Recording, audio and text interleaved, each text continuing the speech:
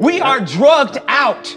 We are following other people's opinions. Kanye's most recent comments about slavery, it sounds like he's lost his ever-loving mind. Kanye West has a massive platform. When he speaks, it reaches millions of people. And what he's done with his latest comments on slavery being a choice, it's ignorant, it's irresponsible. There's something about putting slavery and choice together that many call misguided. Slavery was not a choice.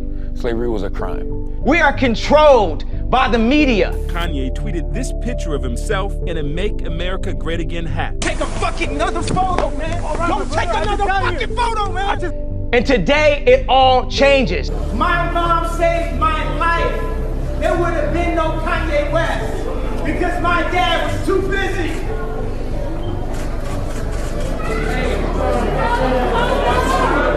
You got Tupac and Lennon in that hallway. Today, it all changes. Yo, Taylor, I'm really happy for you. I'm gonna let you finish. But Beyonce had one of the best videos of all time.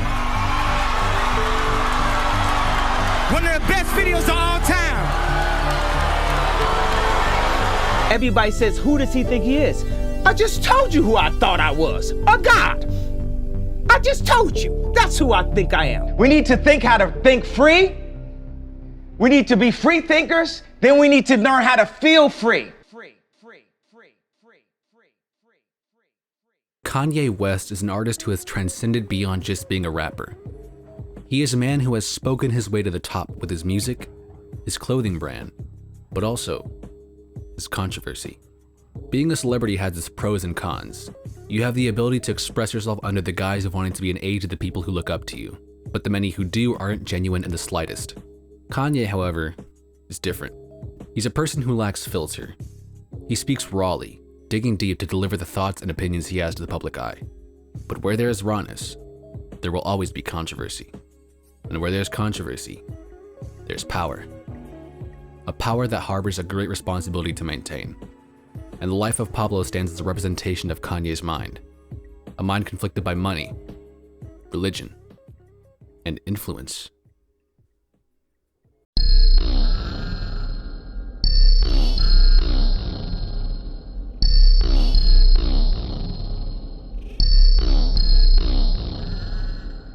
Now the race is not for the swift, only who can endure it. Only the fittest of the fittest can survive. And when you start to survive, just keep yourself alive. Still I say I know. Yeezus was released on June 18th, 2013, and it's an album seen today as breaking the grounds for modern music. Many themes and ideas on these albums are now massively implemented in the modern scene of rap, like the insane instrumentation used on many tracks like On Sight and Blood on the Leaves. However, the initial release of this album was met with somewhat mixed reviews, with many people critiquing the outlandish lyrics and production as being rough and difficult to listen to. All of the intentional imperfections left many feeling dissatisfied with the finished product. I showed people that I understand how to make perfect.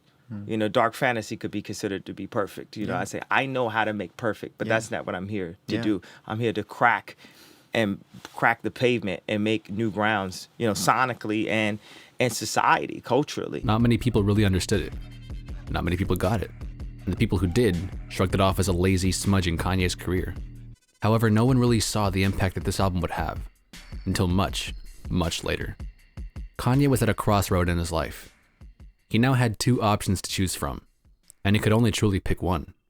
Kim Kardashian gave birth to their firstborn child and daughter, Northwest. And this factor immensely changed Kanye's perception of his lavish lifestyle. He now faced the prospect of fatherhood, while simultaneously being one of the biggest artists of all time. As I realized, in order to protect my daughter with the amount of influence that we have, the amount of paparazzi that we have, that I got to turn up. The thing is, it's too much leveraging and compromise you have to do when your whole life is based on, did people like this album or not? Did people like what you wear? Did people like this comment? It's too much leveraging and you can't really do you or be you. Kanye now had to juggle between two things that he loved: his power and influence as an impactful artist, or his religion and family-oriented lifestyle. But which one would he choose? Kanye climbed into 2016 with a pretty rocky start. He had just got out of a feud with Wiz Khalifa. and was still undergoing the media frenzy from a tweet he released claiming that Bill Cosby was innocent. Kanye West, who in one day pissed off so many people with a comment about Bill Cosby, he declared, Bill Cosby is innocent. That simple. And then hours later was like, I don't know, like Gandhi was the nicest guy in the world, not just to some fans, which is one thing, but to the paparazzi who were waiting outside of his house in New York City. However, it had been years since the VMAs incident, and years since Kanye's last real controversy in general. On February 14th of 2016, The Life of Pablo was released.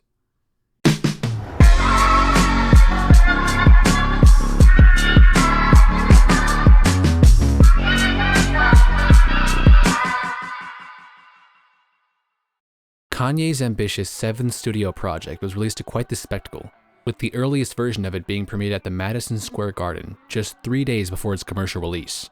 Kanye spent nearly the last 3 years pumping his blood, sweat, and tears into this album, having features ranging all the way from Chance the Rapper, Rihanna, and the new up-and-coming artist at the time, Sia. The initial release of this album had a track listing of a mere 18 tracks, which seems like a lot already, until you look at the current version of this album, which has an astounding 20 tracks in total, starting with the opening track Ultralight Beam, and ending with the newest ending track, St. Pablo. However, now that we're on the topic, let's talk about the original version of The Life of Pablo, because I do have a couple choice words to say about that version. To keep it short, the first version of this album was a little muddy and felt like it was missing something. I think Fantano said it best. The Life of Pablo, though, that record still kind of haunts me a little bit to this day, and maybe the reason that is, for me personally, has been just the lost potential on the record, at least in the initial rollout, because if anybody remembers, which maybe some people don't, and maybe some people never will fully realize, but the initial mixes of this record were pretty rough. A lot of the songs, very messy. Even Kanye West acknowledged himself, like, Wolves could have come out so much better. But melons aside, The Life of Pablo stood as one of Kanye's most adventurous pieces yet, having Kanye almost entirely reinvent himself into a brand new era of music, while still maintaining bits and chunks of Kanye's previous work. We was having some beverages in there last night. We was dancing around. Darn right you were. Yeah, we was having a good time listening to TLOP. I did not ask Kanye what the name... The leftover pizza. I didn't ask. I didn't get into that. I was really into the music. But I want to be careful right now because I had a real conversation with him about exactly what do you want people to know about this album. Okay. And he basically said, I want to talk about how amazing the music, the drums, the bass lines, and the song structure is. He also wanted people to know that this is a journey of all of his work. So if there's things that you liked about each and every one of his albums, I think you're gonna find that on this project. I'm still, every time I drop, I'm trying to give you something from the future, something I saw, a vision that I can express sonically. And Kanye would utilize this thought process while creating The Life of Pablo.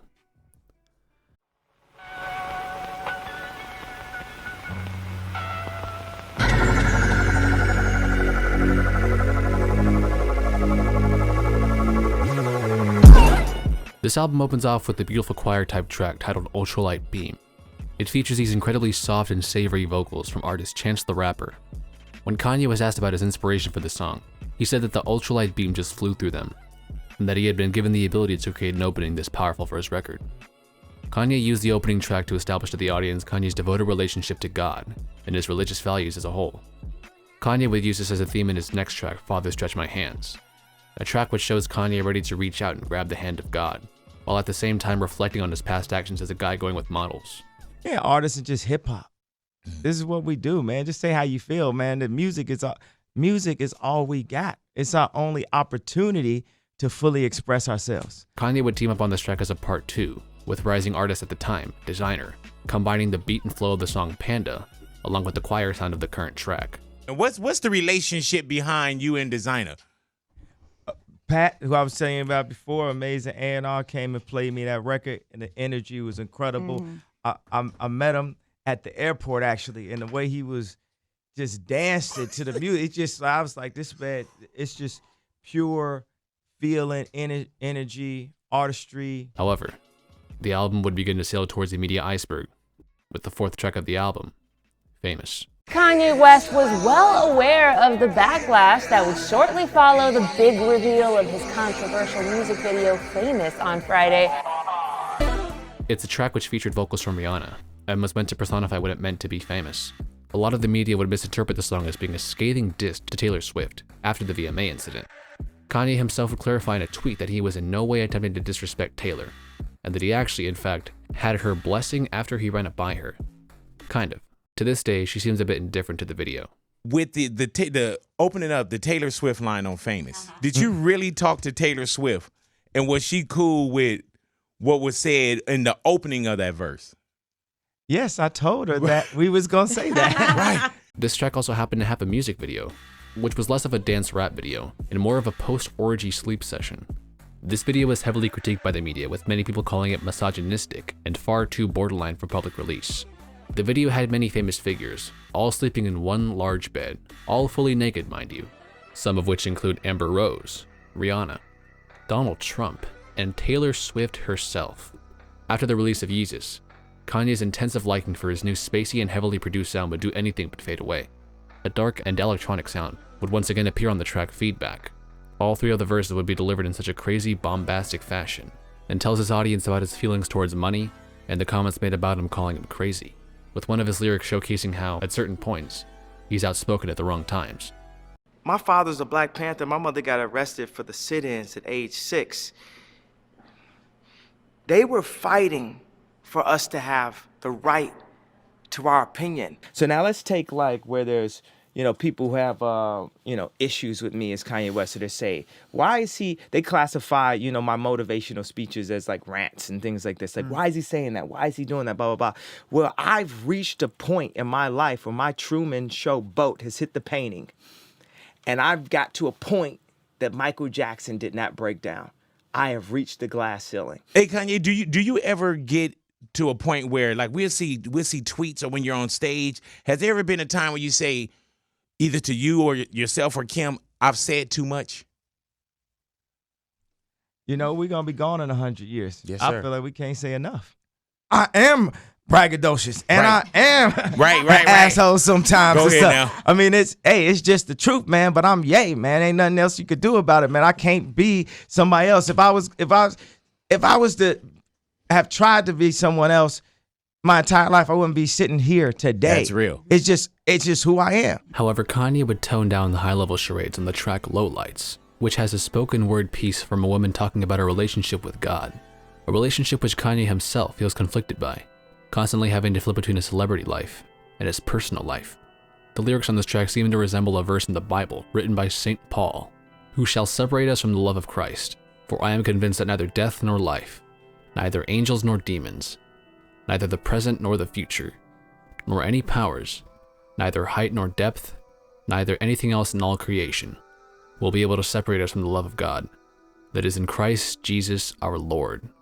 Yes, sir. It seemed like you put your blood, sweat, and tears into a project. What was that like working on the life of Pablo? Man, it was an emotional roller coaster. How do you graduate to this level of life? As a rapper, where every day, you can't just be saying, I'm gonna grab your all that type of lyric. That'd be on media takeout the next morning and stuff. Like, what did Ye say exactly? Is that people watching every single line you do? So how do you express yourself to the maximum and be Ye? And it's funny, I dialed into being married. That's not like a normal rap topic. I'm not just a musician. I'm a Christian revolutionary visionary products person. I ain't here to dance for you. I ain't here to do a two-step. Right. That's just a piece. That was just my end. And now I want to create. I want to create content. I mean, eventually 10 years from now, I just want to create for the church, period. I'm Christian. I'm designed like the new Sistine Chapel. Lowlights was more of an interlude track for the album, and a prelude for the next track, Highlights. This track mentions the many accomplishments that Kanye has managed to achieve, and how he has received 21 Grammys total up until that point. But there is a little line in there that mentions controversial figure, Ray J. Kanye and Ray J have had somewhat of a difficult relationship, main reason being because Ray J was the former lover to his wife, Kim Kardashian. Ray J was famous for his music, but also for the infamous sex tape that was leaked between Kim and himself in 2007 from pornographic video company Vivid Entertainment. However, in one of the verses, Kanye mentions how he feels that Ray J and himself would likely have been friends if Kim was not in the picture.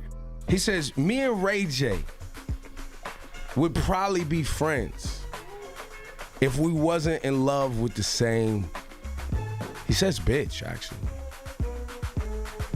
And then goes on to say, you might have hit it first, but I'm rich though. What? I met Kim Kardashian, and my experience is she's always been a pleasant person, really nice, you know, very forthcoming, very transparent. I got nothing but a good vibe from her, you know, and it seemed like you guys had this history together. You were actually in a relationship, you know, and the only thing that people talk about is this moment with this tape, and you know, and it's all been controversial. But is she? I mean, she must have been. She's a great person, yeah, right? I was telling you off air, like she's a real good person, and you know, love will make you do crazy things. So I, you know, I respect everything they doing, and you know, when we was, you know, I never said this before, but when we was like with each other, she was cool, man. She's a cool girl. I got nothing but respect. Let me ask you this, Kanye, man. He's one of the most one of the most celebrated artists there is today. How do you? I mean, as an artist, I mean, I'm sure you respect him as well. Oh my God. Yeah. Big time. Like, I'm a big fan. So yeah, nah, hands down. Like, you know, I would never want to go into a situation like that. You know what I mean? Yeah. Nah, much respect. Much respect to him, and I mean, Jay. Come on, that's you know, it's way up there, yo. Yeah. Throughout Kanye's career, he's received countless criticisms ranging from his music to his speech, but one that often stands out to many is his ego. Many people consider Kanye to be a narcissist, and the track I Love Kanye is a satirical take meant to derive the same reaction. He would speak in the third person, mentioning how many people say that they miss the old Kanye, and how they hate the new Kanye, who always involves himself in controversy. Are you in competition with yourself? With the old me? Right. Do you miss the old Kanye? Yeah, I miss the, you know what I'm saying? What is the old Kanye, though? And I'm pretty sure you hear that. For you to make a record in reference to it, what do people say to you? Yeah, when they say, I miss the old Kanye. What does that mean? It's just when you have so many ways that you want to mix music together that people haven't even heard or thought about it. And now, you know, when people start trying to think about exactly what you're going to do before you even get a chance to do it, it's just a bit, it's more difficult now to constantly surprise the audience. It's my job to innovate. And if you hear something that's completely innovative, you might not get it at first. When you first would hear Neptune's beat back in the days, or a Swiss beat, or even Juicy J's style of programming, which is now Juicy J for 3-6, which is now, you know, basically 80% of how rap sounds. Yeah. That's what they try to do. They try to make me look like a knucklehead. That's what I was talking about. They want you to think that I'm the one that's the knucklehead. What do I get in the most trouble for? Telling the truth. So if I get in trouble for telling the truth, what are you being told all the rest of the time? A lot of fans of Kanye, after the release of My Beautiful Dark Twisted Fantasy, didn't really appreciate the new direction that Kanye was heading, and people would begin to see the new era of Kanye with the new hints of a sonically different sound they were getting from the slowly approaching Watch the Throne and Yeezus records. Okay, so my voice is only compressed to express myself artistically through music. It's the only place where I actually have a deal. You know, so I can only consistently make things in music. So I'm gonna take music and I'm gonna try to make it three-dimensional, like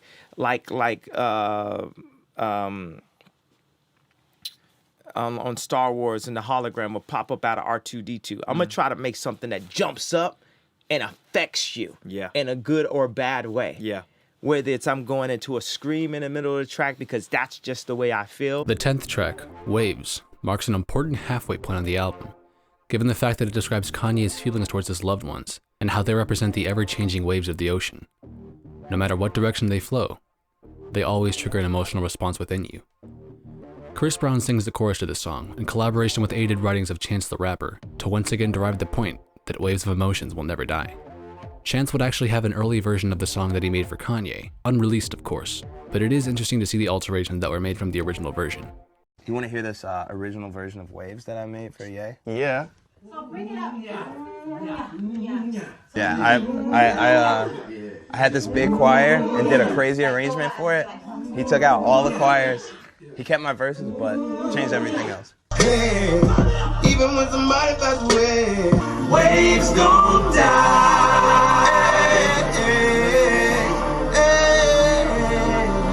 While Kanye would continue to drive the album into a direction of an experimental mixed bag of sounds, Kanye would implement a very dark and depressing sound on the following track, FML, in which Kanye would team up with slowly rising artist The Weeknd to address the struggle Kanye has in maintaining his self-control and faith to his wife under the sex-driven society of femdom. In the end, Kanye would deliver a sentimental first verse about his willingness to give up everything he owns for his family and loved ones. According to several rap intels, this track was originally meant to have an appearance as one of the tracks on Travis Scott's Rodeo. However, he would trade it in to Kanye in exchange for Piss on Your Grave. Apparently, there is an earlier version of this song from 2016. This version of FML had a lot more of an auto-tune melodic sound compared to the dark, blunt feel of the official version. But it is interesting to note, in this album, Kanye would constantly mention and dive into his relationships and feelings towards his loved ones. But on the track Real Friends, he asks the question, how many real friends are there? Kanye would sort his feelings towards his friends from the past as not being very genuine, a lot of them often being jealous of his ever-growing success, and how many of them aren't honest with their true intentions. Ty Dolla $ign makes an appearance on this song, playing the role of one of Kanye's friends, basically insinuating by the lyrics in the chorus that Kanye left all of his friends behind to proceed with his career. In the track, he would even mention a story about one of his cousins, who would steal his laptop and would only return it in exchange for $250,000. Real Friends was one of the tracks to be featured on the reopening of Kanye's Good Fridays, in which Kanye would release a free song for his fans.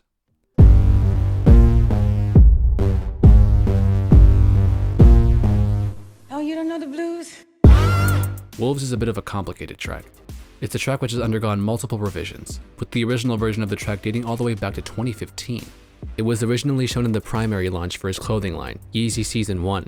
There were 3 versions of this song that are known to the public, with the first one being the version to closely resemble the present one we have now. It had the features of Sia and Vic Mensa, with very subtle differences in instrumentation.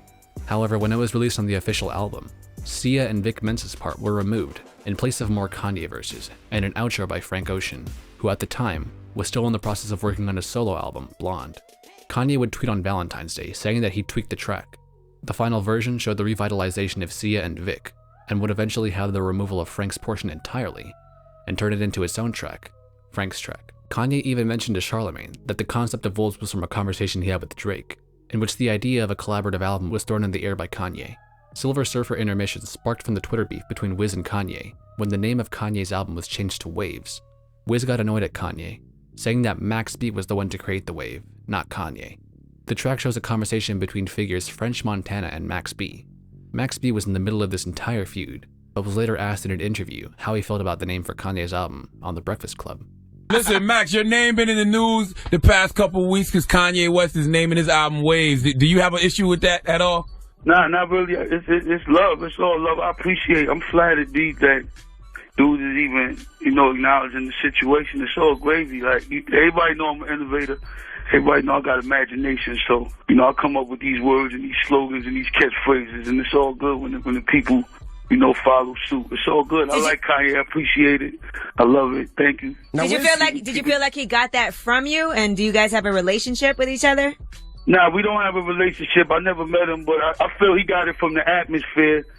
And, the atmosphere got it from me. You know what I'm saying? So, but it's all good. That's what art is about. We take things from each other as artists and creative processes and things of that nature. It's all good. Like, he ain't drop a diss record, you know what I'm saying? He just called his album Waves. 30 Hours is a track which has Kanye looking back on an old relationship he had, but not about Amber Rose. It's assumed that Kanye refers to Sumeke Rainey, a woman he dated before the release of his freshman album, College Dropout. The song details the constant 30-hour-long drives he would take from LA to Chicago after moving there to make it to the industry. He compares that relationship with the relationship he has now, and realizes how much happier he is now with the way things turned out for him. This track was another release from his Good Fridays series, and the following track, No More Parties in LA, would also be from it. This track features a collaboration with fellow rapper Kendrick Lamar, who was still reaping from the success and praise of his 2015 album, To Pimp a Butterfly. Like it's like when people first heard No More Parties in LA. And you just, even when they heard about the idea of me and Kendrick doing something together, that got you excited. It's like I live for the excitement. I live for the sport. The instrumental for this track was made in co with Madlib, who threw a handful of instrumentals like these all the way back during the release stage of My Beautiful Dark Twisted Fantasy. It's funny because when we were doing Dark Fantasy, I had this Madlib joint, and the song was No More Parties in LA. And RZA told me to not do the song. He's like, yo, because LA niggas gonna take it the wrong way and shit. And actually the sample for it was the same shit I used on New God Flow. I used to shake that body, because I was like, this is the most amazing fucking sample. And also, that was, Ghostface got that from an old school record also. So, it was good just to vibe. I went and met with Doom, and Madlib had this whole record set up in the other room, and Crawley came through that night. This song was made in reference to the lifestyle that many celebrities tend to follow, a false, party-driven lifestyle. Facts is another song released during the Good Friday series, and has two versions of the song. The initial version, released during Good Fridays, had co-production from Metro and Southside. However, that version would be scrapped in exchange for the one produced by Charlie Heat. This version would have a much darker, more bass-centered sound. The track opens with the chorus, Yeezy just jumped over Jumpman, in reference to Kanye's Yeezys and his fashion as a whole. This track, however, would end up resembling more of a diss to not a person, but a company, and that company was Nike. Kanye would entirely denounce Nike from his previous endeavors in exchange for his present company deal with Adidas. Because it's always cool that they marginalized me, and I asked them when the Yeezy Red October is coming out. I asked them, Kanye West asked Nike, when does it come out? They said, we're not sure yet. Huh? They let me design 2 shoes over 5 years, and I'm happy I could design them, but they ain't do me no favor because Eminem designed a shoe, and Pharrell designed a shoe. I just designed the Yeezys. I turned up because I was in 4th grade designing Jordans, and I brought back that feeling you ain't never felt about about a shoe since the Jordans, the way people feel about the Yeezy. I put that feeling, and the same feeling I put in College Dropout and Graduation and 808s, all that feeling that I put that feeling there. So then I started turning up in a BBC interview, and they said, okay, cool. We're going to give you a bigger sandbox to play in. It's not even like I even got a joint venture. I'm like, at least give me some royalties. Michael Jordan got 5%. That business is $2 billion. He makes $100 million a year off of 5% royalty. I said, I need some type of royalty. Nike told me, we can't give you a royalty because you're not a professional athlete. I told them, I go to the Garden and play one on no one. That's right. I'm a performance athlete. Did you officially announce the Adidas deal? Or is that now you're saying it? Yeah, whatever is official, non-official, it's happening. Official, what y'all gonna see is I am going to be the Tupac of product. It ain't no Tupac of rap except for Tupac. I'm gonna be the first hip-hop designer, and because of that, I'm gonna be bigger than Walmart. If you have a vision 5 years, 10 years from now, where it's gonna be, people won't always see it when they first get it. But look at the 350s, the Yeezy 350s. That was a hit. People just felt it right when it came out. We did the 750 as we segued from Nike to Adidas. And I knew when that 350 dropped, it was like that second single or something. Right. They got this one, wait till this one come. I knew when that one came that people was going to feel it. I knew that running shoes was like, people could wear that with almost anything. Man, and as far as me asking for $1 billion, we're gonna look up 2 years. People gonna be trying to give me $1 billion for any and everything. They're gonna realize the power of creativity, the understanding, the importance of creative direction. Understanding that any business idea starts with a creative idea first. Mm-hmm. With Nike, I definitely want to say I appreciate the opportunity that they gave me to blow my brand up, to blow the Yeezy brand up with their name and stuff. Because Nike had that respect. I had the Yeezy name. We did a shoe together, and people fell in love with that concept. So now Yeezy means something where I can take that brand to another corporation, make more money off of it, and make more of it, have more control of it. So I want to show love to Nike. Thank you for the opportunity, and also show love to Adidas. Thank you for the new opportunity, because we about to turn up, and I'm about these ideas is in my head, these dreams. Y'all about to get more of them. St. Pablo is the final track on the album, and it's pivotal to the core message of the album as a whole. The track lays out all of Kanye's insecurities in a very dark manner, utilizing a sample from fellow rapper Jay-Z's song, Where I'm From. One of the track's opening lines already mentions the very personal $53 million debt that Kanye had mentioned on Twitter, and how he continued to fall in more debt because he wanted to continue helping his loved ones. Kanye reflects on himself as a person, wondering whether or not the life he's living is even valuable to society. He speaks on his mental health and how the media always portrays him in a negative light. Wake up, Mr. West, wake up, culture. Wake up. Everybody think they so woke, but they following the rules of what woke's supposed to be. Hip hop ain't never been about following rules. It's been about doing what you feel. I'm gonna take the Louis, I'm gonna throw it like this. I'm gonna do it with the polo, I'm gonna do it like this. Even like the way I talk. Hold on, let me use my African American voice. Let me use my Disney approved voice. You know what I'm saying? We're not even speaking in our own language, bro. Like, we talk louder than this. Africans talk loud. Italian moms talk loud. We talk louder, but we speak in our corporate voice. Or we don't want to ruin the deal voice. Or this why, bro, I love y'all, man. And I love me. And I love Christ.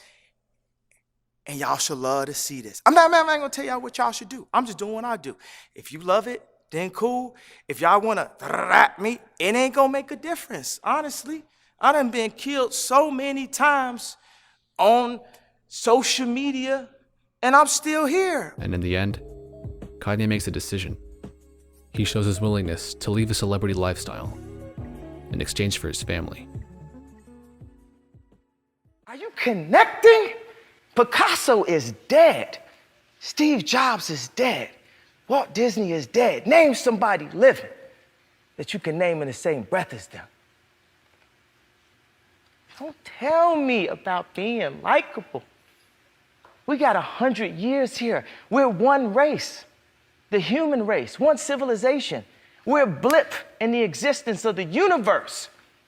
And we constantly trying to pull each other down. And I'm like a motivation of the doers. If everything I did failed, which it doesn't, it actually succeeds. But if everything I did failed, just the fact that I'm willing to fail is an inspiration. People are so scared to lose that they don't even try. Like, one thing that people can't say is they can't say, I'm not trying. And I'm not trying my hardest, and I'm not trying to do it the best way that I know how with what little information I get. I am a production of me. You know, I thought, it's not like I was the best rapper in the world or something, I sat around and thought about it and then became Kanye West. I like just doing these train of thoughts anyway, though. It's like, it's kind of fun because when this goes online or whatever it is, it really matters and it like really doesn't matter. What matters is, the people who are sparked by it and the people who are like offended by it. It doesn't fucking matter. Fuck you, because it's about motivating the doers. And anyone that wants to sit around and talk shit, they're taking too much time talking shit about it instead of getting up off their ass and following their dreams, because I'm here to follow my dreams. It's crazy that we live in a world that if you're super positive and super creative, that it's scary. So what does that tell you about the mentality of most people? If you're scared of like positivity and creativity.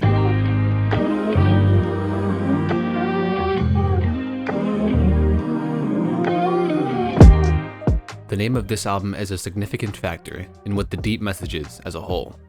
The Pablo that the title refers to is actually three important cultural figures.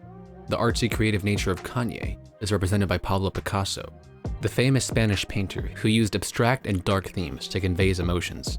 Kanye's controversial side is represented by Pablo Escobar, the most infamous Colombian drug lord who ran one of the most efficient and successful drug cartels in human history. And Kanye's faith is represented by St. Paul the Apostle, the man who taught the gospel of Christ to the first century population.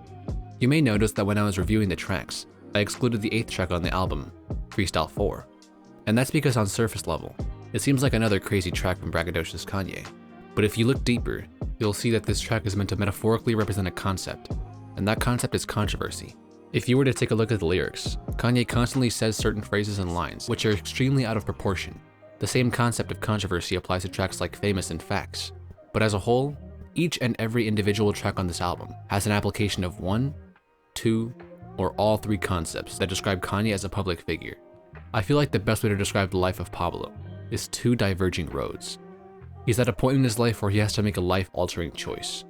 Which one will he choose? Kanye West is one of the most impactful artists to ever exist. He's responsible for influencing an entire generation and beyond. He's a man who has the ability to grasp the entire world in his hands, but every time he does, he gets it ripped right back out, whether as president, or as a rapper, or as just being Kanye. However, the life of Pablo stands as a response to everything: his messaging, controversy, and religious nature. I don't care about having a legacy. I don't care about being remembered. The most important thing to me is, like, while I'm here, while we're having fun, while we're going to sleep and breathing oxygen and living life and falling in love and having pain and having joy, it's like, what can I do? What can I do with my voice? What can we do for each other to make life easier, make life doper for our kids, you know, as they grow? You know, we were born into a broken world, and we're like the cleanup crew. And that's why I think the life of Pablo stands as a renaissance to present artistry, a cultural revolution. Thanks for watching.